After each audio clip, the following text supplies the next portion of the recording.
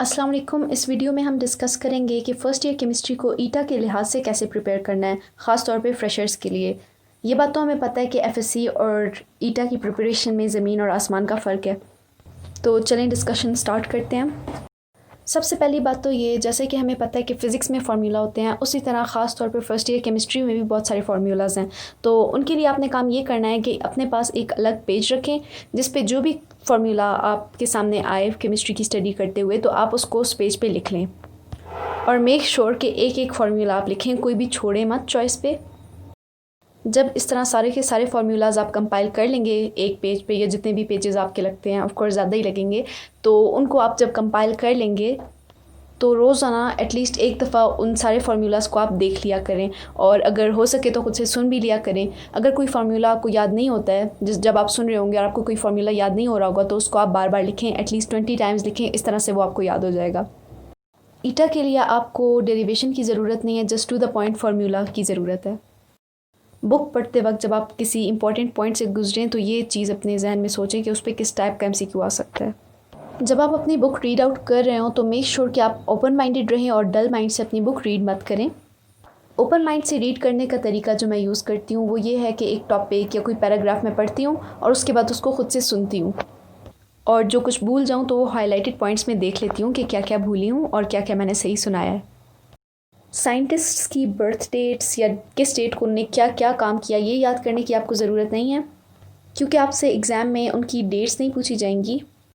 अगर आप याद करते भी हैं तो हर दफ़ा वो मिक्सअप हो जाती हैं, तो इसलिए उन पे टाइम ज़ाया करने की ज़रूरत नहीं है, और जो ज़्यादा इंपॉर्टेंट चीज़ें हैं उन पे आप ज़्यादा अपना फोकस रखें। अगर आप किसी चीज़ की वैल्यू याद करना चाहते हैं तो उसको अपने लिए आसान बनाएं। जैसे कि स्पेक्ट्रम ऑफ लाइट में अगर आप रेड लाइट की वेवलेंथ याद करना चाहते हैं तो उसको 630 टू 750 नैनोमीटर के बजाय 650 टू 750 नैनोमीटर करके याद कर लें, जो कि ज़्यादा आसान रेंज रहेगी और माइंड में भी बैठी रहेगी, और इसी तरह बाकियों का भी, क्योंकि रेंजेस जो हैं वो थोड़ी बहुत डिफरेंट हो सकती हैं। अपनी आसानी और बेटर मेमोरी के लिए निमोनिक्स बनाएं, और अगर वो निमोनिक्स फ़नी हो तो वो ज़्यादा अच्छी बात है, क्योंकि वो उतना ही ज़्यादा बेहतर आपके दिमाग में बैठेगा और वो बात आपको याद रहेगी। फ़र्स्ट ईयर और सेकेंड ईयर की केमिस्ट्री के लिए आपको पीरियोडिक टेबल आना मस्ट है, क्योंकि आपको एग्जामिनेशन हॉल में अलाउ नहीं होता और उसमें बहुत डिफरेंट टाइप्स के क्वेश्चंस आते हैं। मिसाल के तौर पे आप bond length, electronic configuration, bond shapes, angles, resonance वगैरह के क्वेश्चन सॉल्व नहीं कर सकते जब तक आपको पीरियोडिक टेबल में किसी एलिमेंट के एटॉमिक नंबर वगैरह का पता ना हो। पीरियोडिक टेबल की बेटर अंडरस्टैंडिंग के लिए आप वीडियोस देखें और उसके निमोनिक्स वगैरह देखें, ताकि आपको वो अच्छे से आ जाएं, और जितनी ज़्यादा एमसीक्यू प्रैक्टिस करेंगे उतनी ज़्यादा आप एलिमेंट्स से फेमिलियर हो जाएंगे, उनके वैलेंस इलेक्ट्रॉनिक नंबर से वगैरह वगैरह। फर्स्ट ईयर केमिस्ट्री का last chapter like every other chapter important है, लेकिन ये स्पेशल क्यों है? क्योंकि ये स्टूडेंट्स को थोड़ा डिफ़िकल्ट लगता है, ये बाकी चैप्टर से हट के है। ये चैप्टर स्टूडेंट्स को कंफ्यूजिंग इसलिए लगता है क्योंकि इसमें इलेक्ट्रोलिटिक एंड वोल्टिक सेल हैं, जिनके एनोडिक एंड कैथोडिक रिएक्शंस जो हैं डिफरेंट हैं। इस पे ग्रिप हासिल करने के लिए भी आपको वीडियोस देखनी चाहिए, या अगर आपके टीचर ने अच्छा समझाया तो वेल एंड गुड। अपने लिए निमोनिक्स बनाएं ताकि कंफ्यूज ना हो, और एनोडिक एंड कैथोडिक रिएक्शन हर सेल के आप इन पे भी अपनी अच्छी ग्रिप रखें, और प्रोडक्ट्स भी, इनमें रिएक्शन प्रोडक्ट्स का भी क्वेश्चन आता है। जैसे कि आपसे ये पूछा जा सकता है कि सेकेंडरी बैटरीज़ में प्रोडक्ट क्या है और कितनी है। हर चैप्टर के आखिर में दिए गए की पॉइंट्स को ज़रूर पढ़ें। चैप्टर पढ़ने के बाद उन की पॉइंट्स से आपकी रिवीजन हो जाती है, और एक्सरसाइज की एमसीक्यूज़ आप साथ साथ सॉल्व करें अपने चैप्टर के पढ़ने के बाद। जितनी दफ़ा चैप्टर करें उतनी दफ़ा साथ साथ एमसीक्यूज़ भी करें, ये ना कहें कि एक दफ़ा मैंने किए हुए हैं।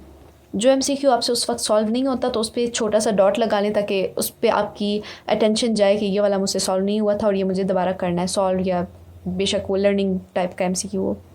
जितनी दफ़ा हो सके आप रिवीजन करें, और जितनी दफ़ा रिवीजन करें तो उसको अच्छे से करें, कोई चीज़ मिस ना करें।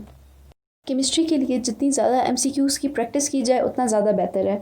अगर आपके कोर्स बुक या पास पेपर का कोई क्वेश्चन आपसे सॉल्व नहीं होता, वो अगर आपको क्लियर ना हो, तो उसका रट्टा ना लगाएं, बल्कि उस क्वेश्चन की डेप्थ में आप जाएं और उस क्वेश्चन से रिलेटेड अपना कॉन्सेप्ट बिल्कुल क्लियर करें, क्योंकि ज़रूरी नहीं है जो एमसीक्यू पास पेपर में आया हुआ है वो दोबारा आए, लेकिन उस कॉन्सेप्ट से रिलेटेड क्वेश्चन दोबारा आ सकता है।